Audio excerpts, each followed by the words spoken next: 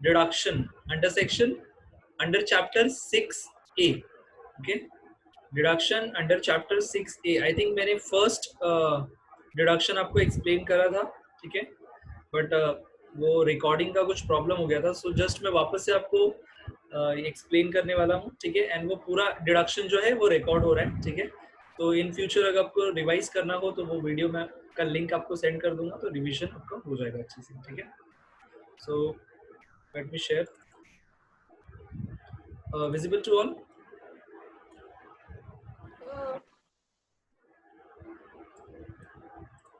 Yes sir. Okay, so देखो यहाँ पे first one, deduction under chapter 6A.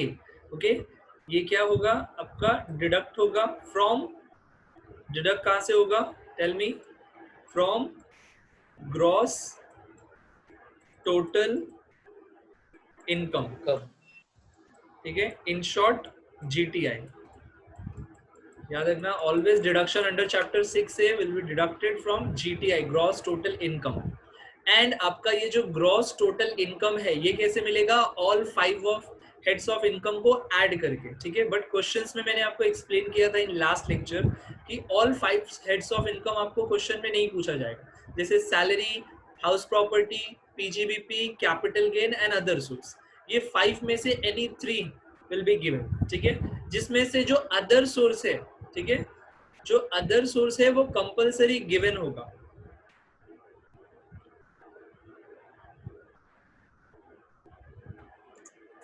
ठीक है. जो उसमें अदर सोर्स है, इनकम फ्रॉम अदर सोर्स, ये कंपलसरी गिवन होगा, ठीक है. एंड आपको एडिशनल क्या दिया होगा, salary, house property, income from other source, और house property, PGBP and other source, मतलब 3 हेड्स ऑफ इनकम तो कैसे भी गिवन ही होगा, याद रखना, ठीक है. तो आप वो तीनों हेड्स ऑफ इनकम को ऐड करके then you will get gross total income. Then आपको ये डिडक्शंस जो है अंडर चैप्टर 6A में वो आपको माइनस करने हैं, then finally you will get net taxable income, ठीक है. तो ये जो होता है टैक्स का एक्चुअल प्रोसेस होता है, और जो ये नेट टैक्सेबल इनकम अमाउंट आता है इसके ऊपर आपको टैक्स पे करना होगा एज पर दी स्लैब रेट. जो स्लैब रेट याद है स्टार्टिंग में मैंने आपको एक्सप्लेन किया था, वो स्लैब रेट के बेसिस पे आपको टैक्स पे करना है टू दी गवर्नमेंट, ठीक है. देन उसके बाद में यहाँ पे मैंने एक इंपॉर्टेंट लाइन लिखी है कि total deductions under chapter 6A can not be more than GTI. Of course ये जो डिडक्शंस है, ये जो डिडक्शन का अमाउंट होगा that should not exceeds GTI amount, ठीक है. इस अमाउंट से क्या होगा, ये वाला अमाउंट इससे इक्वल होगा और लेसर होगा, ठीक है, बट नॉट बियॉन्ड GTI, याद रखना, ठीक है. या तो ये वाला अमाउंट क्या होगा, पॉजिटिव आएगा आंसर, या तो नील आंसर आएगा, बट नेगेटिव आंसर नहीं आएगा, याद रखना, ठीक है. या तो पॉजिटिव होगा या नेगेटिव होगा, सॉरी पॉजिटिव होगा या नील होगा, बट नेगेटिव आंसर नहीं आएगा, ठीक है. ये पॉइंट आपको ध्यान में रखना है. ये ऑब्जेक्टिव्स में आ सकता है that total deduction under chapter 6A can not be more than GTI. Gross total income से ये जो डिडक्शंस हैं वो ज्यादा नहीं हो सकता, ठीक है. देन उसके बाद में फर्स्ट डिडक्शन की बात करते हैं अंडर सेक्शन 80C. ये मैंने आपको एक्सप्लेन किया था बट फिर से वापस से एक्सप्लेन कर रहा हूं मैं, ठीक है. अंडर सेक्शन 80C में आपको डिडक्शन किसके लिए मिलता है, पहले आपको जस्ट ओवरऑल बता देता हूँ. 80C में आपको इन्वेस्टमेंट डिडक्शन मिलता है अगर आपने कोई पैसा क्या किया है, इन्वेस्ट किया है कहीं पर, ठीक है, फॉर सेविंग पर्पस इन्वेस्ट किया है और आपने कहीं पे पैसा स्पेंड करा है, ठीक है. लेकिन जो 80C में जितने लिस्टेड है, अगर आपने उसी में पैसा इन्वेस्ट करा है then only you are eligible to get deduction under section 80C, ठीक है. तो इसमें कौन कौन से डिडक्शंस मिलेंगे अगर आपने पैसा इन्वेस्ट किया है तो first one is term plan. Term plan का मतलब क्या होता है, आपने FDs वगैरह कराई है. टर्म प्लान मींस अगर आपने FD करा है, ठीक है, then you are eligible to have deduction under section 80C. But याद है मैंने आपको बताया था FD शुड बी मिनिमम कितने ईयर्स के लिए होना चाहिए, FD should be for minimum 5 years. Yes 5 years, ठीक है, मिनिमम 5 years के लिए होना चाहिए. अगर आपने 3 years, 2 years, 4 years या 4.5 years के लिए FD करा है देन आपको 80C में डिडक्शन नहीं मिलेगा, 5 years or more than 5 years, then you are eligible. ठीक है. So first term plan, that means fixed deposit आपने करा है तो आपको deduction मिलेगा. Second point is EPF. EPF full form Employees Provident Fund. अगर आपने खुद के बेनिफिट के लिए फ्यूचर प्लानिंग करके और प्रोविडेंट फंड में पैसे इन्वेस्ट करे हैं, ठीक है, तो उसका भी डिडक्शन आपको मिल जाएगा अंडर सेक्शन 80C में. ठीक है. फर्स्ट वन फिक्स डिपॉजिट का डिडक्शन मिलेगा. सेकंड एम्प्लॉय प्रोविडेंट फंड का डिडक्शन मिल जाएगा. Third one public provident fund. याद है आपको जब मैंने पीएफ का चार्ट एक्सप्लेन किया था अंडर दी हेड सैलरी, उसमें 4 पीएफ थे, public provident fund, statutory provident fund, RPF and URPF, unrecognised provident fund. ठीक है. तो उसमें से यहाँ पे किसकी बात कर रहा है? पीपीएफ, पब्लिक प्रोविडेंट फंड में भी अगर आपने सेविंग पर्पस के लिए पैसे इन्वेस्ट किए हैं. And Sukanya account, Sukanya account किसके लिए था? ये न्यू इसमें एडिशन हुआ है, पहले नहीं था. ठीक है. सुकन्या अकाउंट अगर आपकी एसएससी जो है, पर्टिकुलर एसएससी की डॉटर है, ठीक है, बेटी है, अगर उसने उसकी शादी के लिए पैसे थोड़े थोड़े सेव कर रहे हैं मंथली या क्वार्टरली या ईयरली बेसिस पे, ठीक है, तो उसका डिडक्शन भी वो यहाँ से ले सकता है अंडर सेक्शन 80C में. ठीक है. First one FD, second employ provident fund, third PPF and Sukanya account. Fourth one is ELSS. What is the full form of this ELSS? याद है किसी को? Equity linked saving scheme. Yes, very good. Equity linked saving scheme. In short, अगर मैं आपको बोलूं तो आपने पैसा कहाँ पे इन्वेस्ट करा है? म्यूचुअल फंड में पैसा इन्वेस्ट करा है. ठीक है. तो अगर आप म्यूचुअल फंड, ये उसका ही पार्ट होता है ELSS. ठीक है. सो ELSS में अगर आपने पैसे इन्वेस्ट करे हैं, ठीक है, तो उसका भी डिडक्शन आप ले सकते हो अंडर सेक्शन 80C में. ठीक है. नेक्स्ट वन, ये fifth point is very important. Okay.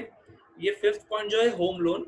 यहाँ पर किसकी बात हो रही है? अगर आपने हाउस प्रॉपर्टी के लिए लोन लिया था, विड्रॉ किया था, बोरो किया था फ्रॉम बैंक्स और any financial institution, but the purpose was related to house property. ठीक है. तो देखो, अगर आप रीपे करोगे बैंक को, तो आप सिर्फ क्या करोगे? लोन का अमाउंट पे करोगे या एडिशनल कुछ और रीपे होता है? Interest. Yes, interest. That means आपने बैंक को 2 अमाउंट पे करे. जो इंस्टॉलमेंट अगर आप पे करोगे तो उसमें 2 अमाउंट इंक्लूड होगा, प्रिंसिपल प्लस इंटरेस्ट. आपने फर्स्ट ईयर में या फिर 12th में पढ़ा होगा हायर परचेस में. ठीक है. Principal amount as well as interest amount, दोनों भी इन्वॉल्व होके क्या बनता है? इंस्टॉलमेंट्स बनता है. ठीक है. तो मुझे ये बताओ, क्या आपने ये जो इंटरेस्ट है, जो आप इंटरेस्ट पे करोगे, उसका आपने डिडक्शन लिया है कहीं पे? इसका जो डिडक्शन है आपने ऑलरेडी डिडक्शन ले चुके हो. कहाँ पे? अंडर सेक्शन 24, अगर आपको याद होगा तो. ठीक है. हाउस प्रॉपर्टी हेड्स में हमने माइनस किया था डिडक्शन अंडर सेक्शन 24. उसमें आप पहला डिडक्शन स्टैंडर्ड 30% ऑफ एनएवी, और सेकंड क्या था? Interest on borrowed fund. ठीक है. हाँ, यस. तो आपने उसका डिडक्शन ऑलरेडी ले लिया है. ठीक है.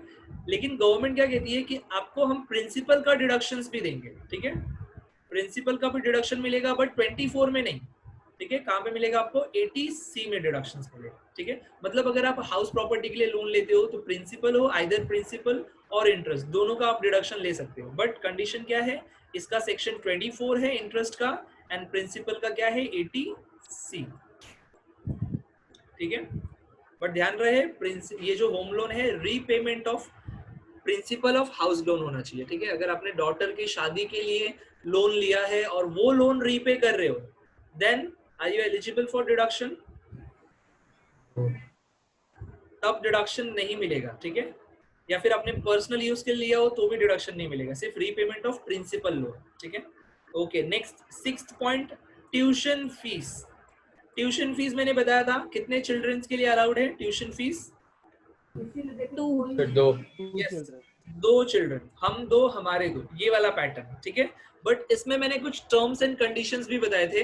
ठीक है. कि अगर ऐसी सिचुएशन आती है, ठीक है, अगर कुछ ऐसे क्राइटेरियाज आते हैं कि वहां पे पॉसिबल नहीं था, ठीक है, मतलब जो सिचुएशन है वो हमारे कंट्रोल में नहीं था, तो गवर्नमेंट से इसकी हम आगे भी डिडक्शन देंगे. क्या डिडक्शन था वो? जैसे सिचुएशन क्या था? फॉर एग्जांपल, अगर कोई मैरिड कपल है, ठीक है, और उसका एक ही मतलब चाइल्ड है, ठीक है, तो उसका डिडक्शन ऑफ कोर्स मिल जाएगा, बिकॉज मैक्सिमम 2 चिल्ड्रंस का अलाउड है. 2 बच्चे हो तो भी मिल जाएगा. ठीक है. अगर फॉर एग्जांपल सिचुएशन 2 क्या है कि अगर एक कपल को ट्विंस हुए हैं, ठीक है, स्टार्टिंग में, तो 2 अलाउड है तो दोनों का डिडक्शन मिलेगा, दोनों चिल्ड्रन का एजुकेशन का फीस, ट्यूशन फीस। लेकिन अगर थर्ड बेबी होता है उसका मिलेगा? तो No. ऑफ कोर्स नॉट, ठीक है, उसका डिडक्शन नहीं मिलेगा, बिकॉज 2 तो आपको पहले से ही पता था, गवर्नमेंट कहेगी कि आपको पता था ना कि हम 2 का ही डिडक्शन देते हैं ट्यूशन फीस का, ठीक है, तो तीसरे का नहीं देंगे, आपने तीसरा क्यों लाया, ठीक है, ऐसा करिए। ओके, बट सिचुएशन 3 इज अगर कोई मैरिड कपल है, उसका एक ही बेबी है, ठीक है, एंड देन उसके बाद में ट्विंस होते हैं, ठीक है, तब कितने हो गए? 3 हो गए। तो ऐसे केस में बताओ, क्या ऐसा थोड़ी ना बोलेंगे कि हाँ फर्स्ट जो आया वो ट्विंस में से उसको मिलेगा, ऐसा नहीं ना, ठीक है, तब क्या सबको होगा? मिलेगा।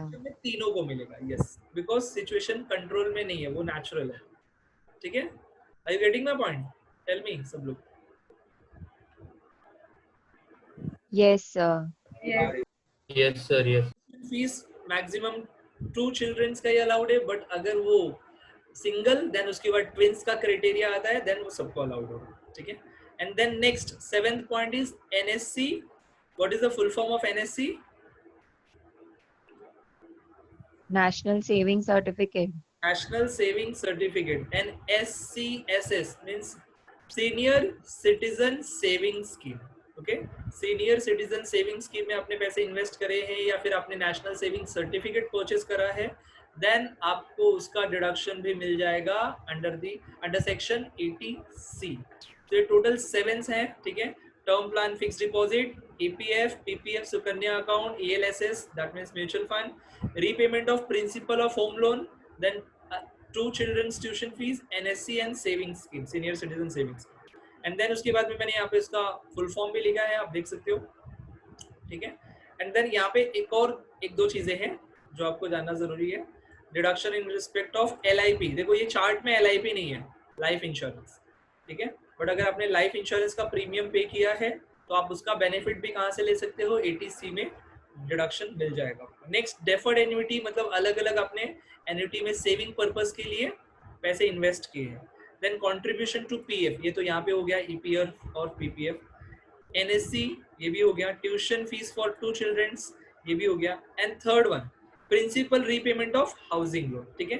तो ये सारी बातें तो यहाँ पर भी लिखी थी, ठीक है, 1-2 पॉइंट ही अलग थे सर। तो यहाँ पे 80C में इतनी सारी चीजों का डिडक्शन मिलेगा, डिडक्शन मिलेगा, डिडक्शन मिलेगा, बट डिडक्शन कितना मिलेगा? So deduction limit is 1,50,000। Maximum deduction 80C में कितना मिलेगा? 1,50,000 तक का ही डिडक्शन मिलेगा, ठीक है। यहाँ पे लिख दे रहा हूं मैं 150 और एक्चुअल स्पेंड 150 और एक्चुअली स्पेंड, ठीक है। आपने एक्चुअल में कितना खर्चा किया है तो बताओ दोनों में से कौन सा लेंगे? 150 और actual spend, which ever is lower.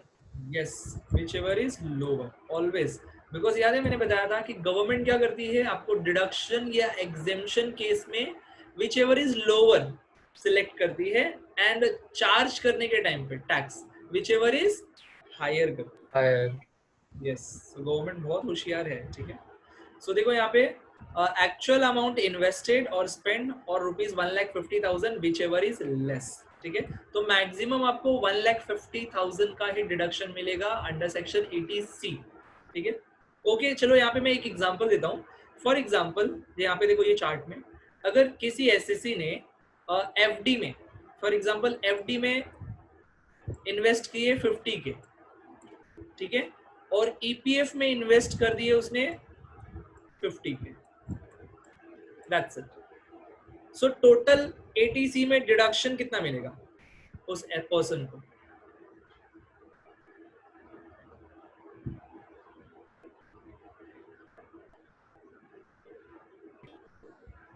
Should I repeat the question? FD में 50K एंड EPF में 50K इन्वेस्ट, ठीक है। सो 80C में डिडक्शंस कितना मिलेगा उस एसएससी को? 1 lakh sir 1 lakh. 1 lakh sir. Yes, absolutely right answer, ठीक है, 1 लाख। बिकॉज अगर मैं यहाँ पे एक्चुअल स्पेंड लिखूं तो 1 लाख हो गया एंड मैक्सिमम लिमिट इज 150, तो which ever is lower 1 lakh, तो 1 लाख का डिडक्शन मिलेगा, ठीक है।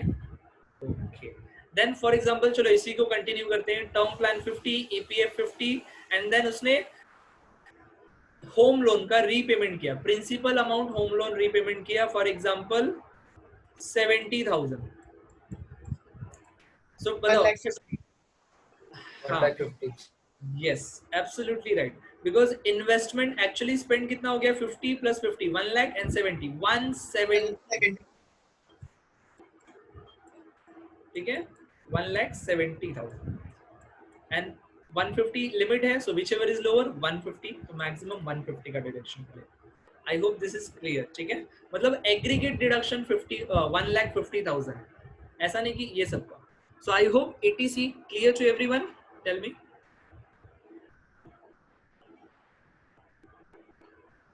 Any questions? No, sir. No, sir. So first one is ATC. और ध्यान रखना ये वाला ATC बहुत इंपॉर्टेंट है, आपको एग्जाम में पूछेगा ही पूछेगा. ठीक है. नेक्स्ट सेकंड वन इज यहाँ पे देखो, क्या समझ में आ रहा है सेकंड वाला? ये दो सीनियर सिटीजन, ठीक है, अपनी प्लानिंग कर रहे हैं बुढ़ापे की, ठीक है नहीं. तो सेकंड क्या है, section is 80CCC. Section 80 first था 80C, second one is 80CCC. 80CCC में डिडक्शन किस में मिलता है? अगर आपने कंट्रीब्यूट किया है सर्टेन फंड, कहाँ पे कंट्रीब्यूट किया है? In pension fund specifically. ठीक है, अगर आपने स्पेसिफिकली पेंशन फंड में इन्वेस्ट किया है, contribution to certain pension fund, तो आप उसका बेनिफिट ले सकते हो. कहाँ पर? 80CCC में. ठीक है, एंड इसका भी maximum deduction limit is amount invested और 1,50,000 विच एवर इज लोअर. ठीक है, अगर आपने पेंशन सेविंग स्कीम में इन्वेस्ट किया फॉर एग्जांपल 120, टेल मी कितना डिडक्शन मिलेगा आपको? 120. 1,20,000. ओके, 160 किया देन 150. 1,50,000 बिकॉज मैक्सिमम 150 है, नॉट बियॉन्ड. अगर 2 लाख किया देन 150. Sir, तो भी 150. यस, तो भी 150 ही होगा. ठीक है, okay. Next, so second point clear है. 80CCC इसमें इतना ही है जस्ट. ठीक है, एक आपको ये पॉइंट ध्यान में रखना है कि अगर पेंशन फंड में आपने कंट्रीब्यूट किया है देन उसका डिडक्शन आप 80CCC मिलेगा. ठीक है, दैट्स इट. सो दो डिडक्शंस हो गए. First one is 80C, second 80CCC. ठीक है, ओके. अब गवर्नमेंट देखो, अगर आपने नोटिस किया होगा तो इसमें भी क्या है, आप सेविंग्स पर्पस के लिए ही इन्वेस्ट कर रहे हो ना? यस और no? Yes, sir. Yes, sir. 80C में भी आपने इन्वेस्ट किया था फॉर द सेविंग पर्पस. ठीक है, तो गवर्नमेंट क्या कहती है कि अगर आपने इन केस आपने 80C एज वेल एज, यहाँ पे लिख देता हूँ, 80C as well as 80CCC, अगर आपने ये दोनों स्कीम्स में पैसे इन्वेस्ट किए हैं, ठीक है, तो इसका मतलब एसएससी को कितना डिडक्शन मिलेगा total? Tell me. 3 lakhs. Total 3 lakh deduction मिल जाएगा. तो गवर्नमेंट कहती है नहीं बाबा, ऐसा नहीं चलेगा बच्चा, आपको हम उंगली पकड़ा रहे हैं तो आप पूरा हाथ पकड़ लोगे क्या? नहीं. अगर आपने दोनों में पैसे इन्वेस्ट किए हैं 80C as well as 80CCC, तो भी you are only eligible for maximum limit is 150. That's it. ठीक है, एंड उसके लिए ये दोनों को रिस्ट्रिक्ट करने के लिए, क्योंकि देखो अगर जब ये स्टार्टिंग में 80CCC गवर्नमेंट ने लॉन्च किया था तो सारे जो एसएससी होते हैं जो टैक्स प्लानिंग करते हैं वो कुछ ना कुछ लूप होल्स ढूंढते रहते हैं, है ना, कि कहीं पे टैक्स प्लानिंग का ऐसा लिखा है तो उतना ही समझ में समझा जाएगा ना, है कि नहीं. तो हम कुछ ऐसा करते हैं जिससे दोनों डिडक्शन ले ले, तो कुछ एसएससी ऐसा प्लानिंग करने लगे. तो दैट्स व्हाई गवर्नमेंट ने एक और सेक्शन लाया 80CCE.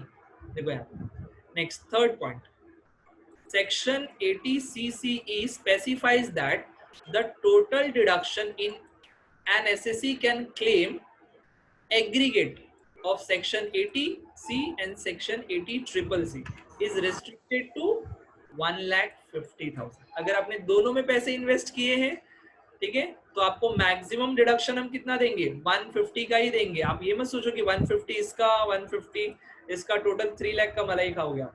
नहीं, आपको मैक्सिमम 150 का ही डिडक्शन मिलेगा.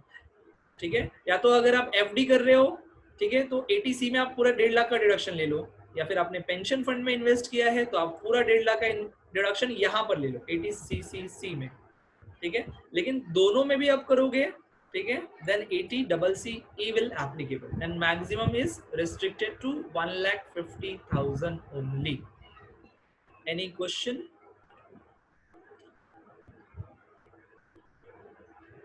No. क्लियर है? सबको समझ में आया? Tell me fast. Yes, sir. Okay, so 3 deduction अब तक हो गए. First one is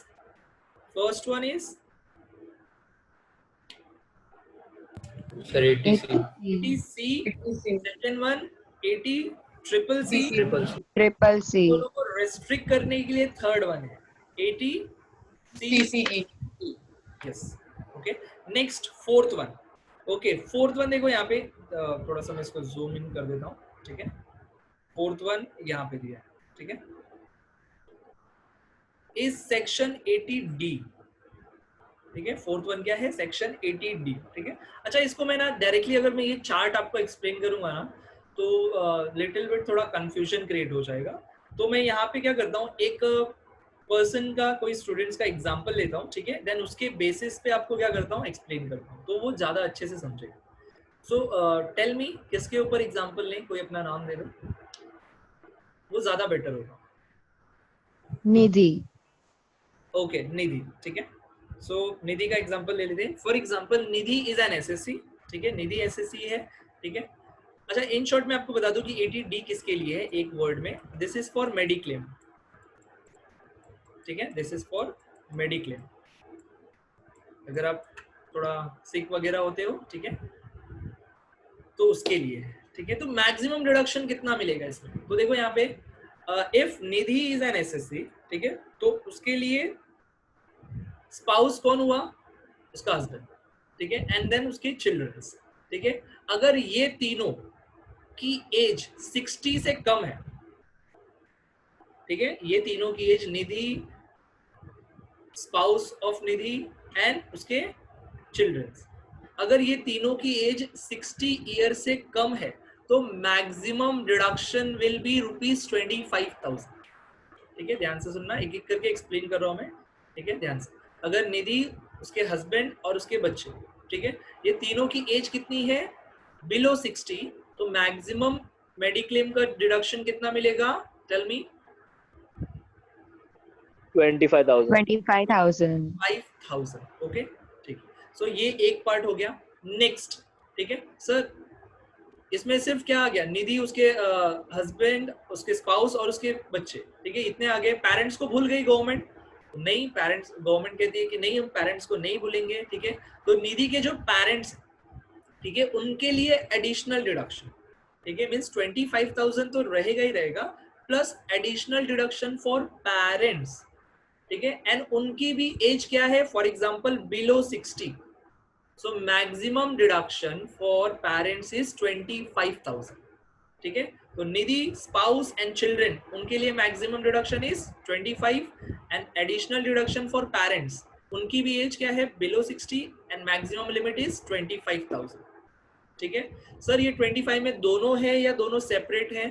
both are separate, याद रखना. ठीक है, निधि, उसके हस्बैंड और चिल्ड्रन के लिए 25 एंड पेरेंट्स के लिए एडिशनल डिडक्शन. जब मैंने एडिशनल वर्ड बोल दिया, दैट मींस वो 25 एक्स्ट्रा है. ठीक है, so 25 for additional deduction for parents. ठीक है, so that means total deduction will be 50. 50,000. 50,000. Yes, total deduction is 50,000. ठीक है, यहां तक सबको समझ में आया? Till then any questions please ask.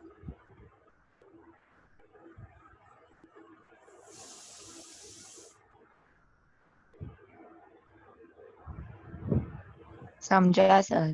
ठीक है, ओके चलो। So first one is clear. First one में हमने क्या सीखा, ठीक है, दोनों की एज क्या है, पेरेंट्स और निधि's फैमिलीज बिलो 60, ठीक है यहाँ। So maximum 25 total deduction 50,000 under section 80D। Next second situation नहीं बता रहा हूँ मैं, सेकंड कंडीशंस बता रहा हूँ, ठीक है। सो सेकंड कंडीशन इज, अगर निधि की एज जो है, निधि एंड उसके हस्बैंड एंड जो चिल्ड्रन है उनकी एज बिलो 60 है, तो लिमिट कितना है, टेल मी, लिमिट इज 25,000. 25,000. 5,000, ठीक है।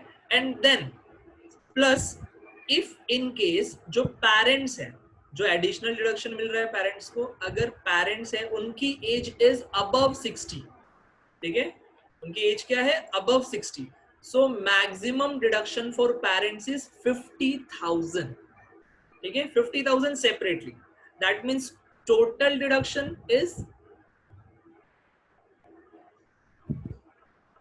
यस, टोटल डिडक्शन इज, आप काउंट मत करो, मुझे वापस से बोलने दो, ठीक है, प्लीज डोंट कैलकुलेट कि वो पहले वाला भी और अभी का भी, ऐसा नहीं है। मैंने वापस से कंडीशन 2 बताया कि निधि, हस्बैंड एंड चिल्ड्रन, उनकी एज बिलो 60 है तो maximum 25,000 plus additional deduction for parents is, अगर उनकी एज अबव 60